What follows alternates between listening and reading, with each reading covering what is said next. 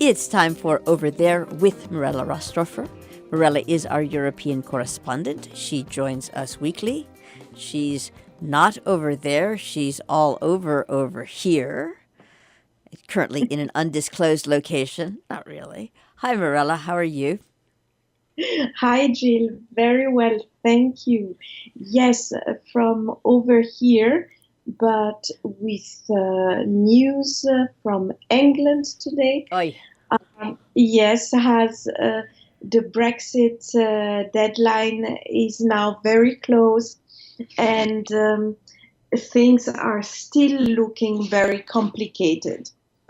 Um, I think England is having an extremely difficult time at the moment. I'm not the only one to think that, as the MPs in at the Parliament decided to take a vote to take some kind of control on the Brexit. It's a very theoretical control, um, because it's about an amendment giving them the right to try and find viable solutions for the Brexit. This vote has been voted and backed by 329 MPs to 302. They want to find basically, they wanted to find a majority for a Brexit solution, having the feeling that Theresa May and her government is basically going nowhere and finding no solution on time before having to exit without no deal. Um, this is a process about what are called indicative votes. So whatever is going to be discussed this week on the Brexit is not something that Theresa May has to accept. But of course, it has its importance, and somehow she has to take that into consideration as well. Um, Prime Minister Theresa May, does not appreciate this move very much, uh, to take like this control over the agenda. It is very uncommon, and obviously she doesn't trust the fact that the MPs are going to come up eventually with new ideas or new form of Brexit that eventually are not even negotiable with the European Union. The thing about the European Union is that they are now in Brussels very decided and very firm about what they want and don't want. And for them, they feel that they went already far enough in finding compromises, and they gave their final Brexit version to Theresa May to make her decide her country on that version, and they are not very inclined to discuss that any further. So this entire idea of discussing new Brexit ideas is in a way probably uh, like a sign of despair, and something that people feel they have to do in order to answer all the questions of the population. But it has really, objectively talking, very few chance to get anywhere.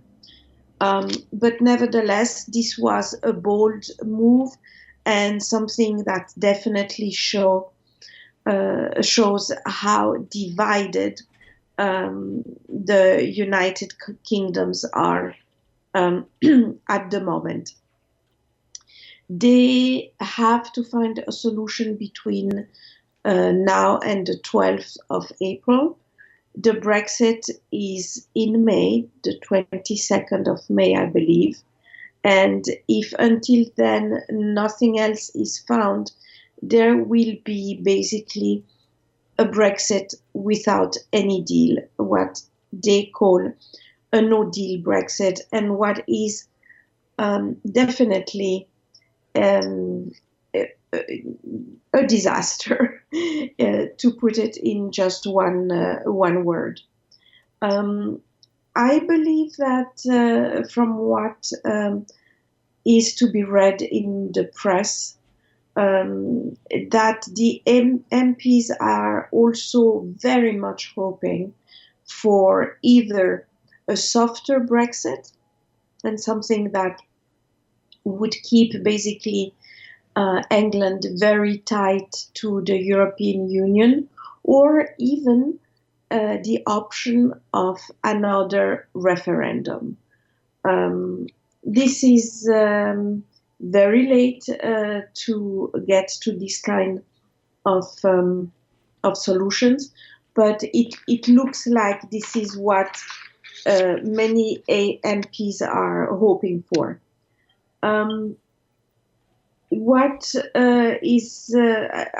have been talking with some people in England, and what really comes across right now is the fact that nobody really knows what's going to happen if there is no deal. And I think that this is now climate of fear in England, of having the feeling that England is not ready for a no Brexit deal, because there are just too many things that are not settled, that have been discussed but are not guaranteed. Even the situation, for example, of the European workers in England is one that would be very unsafe and would have to be dealt with, because as of the date of the Brexit, absolutely no agreement is hold anymore, and everything that has been fixed before with the European Union would simply not exist any longer. The way around, it looks like the European Union does not believe in a deal anymore, and all sorts of measures and new regulations have been already voted. And the European Union made a point also of announcing that they are actually ready for a no Brexit options, so that it has less of an impact on the union. How much all of this is going to go smooth really is very difficult to say.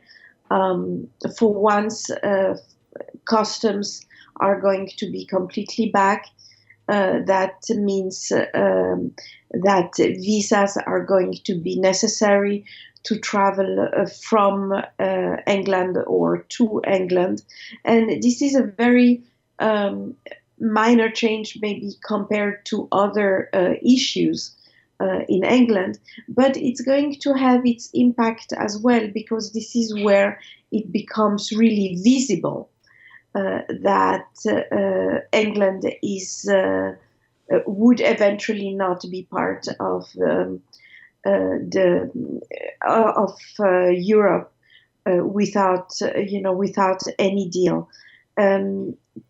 Many students there feel also unsafe. Many British people are extremely unhappy to the point that signatures for yet another referendum, I think, gathered like 5 million signatures over the last weekend.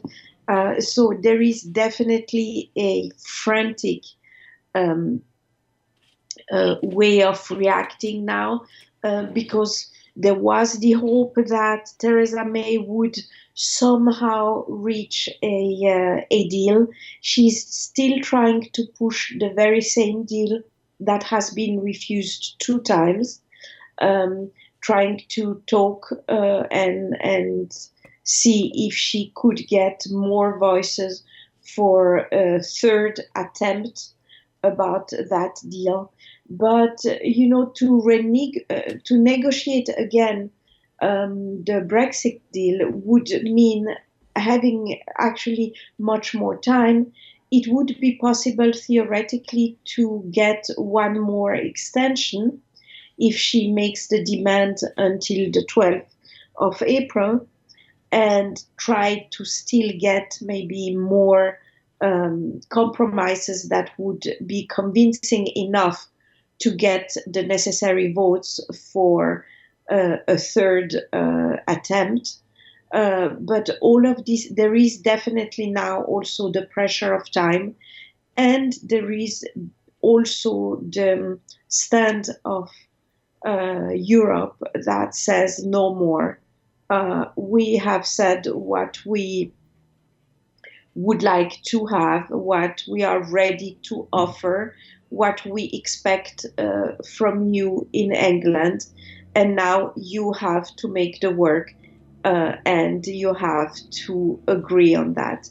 I would just add that more and more there is that feeling that the no Brexit deal is definitely around the corner, except if some miracle happens.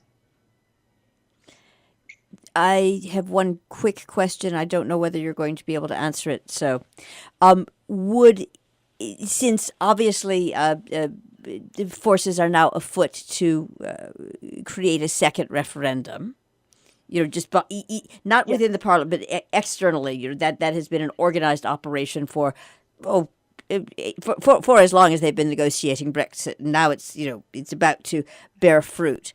Could an extension, because I understand the European parliamentary elections are in the middle of it, could an extension be granted past that to make it possible for referendum?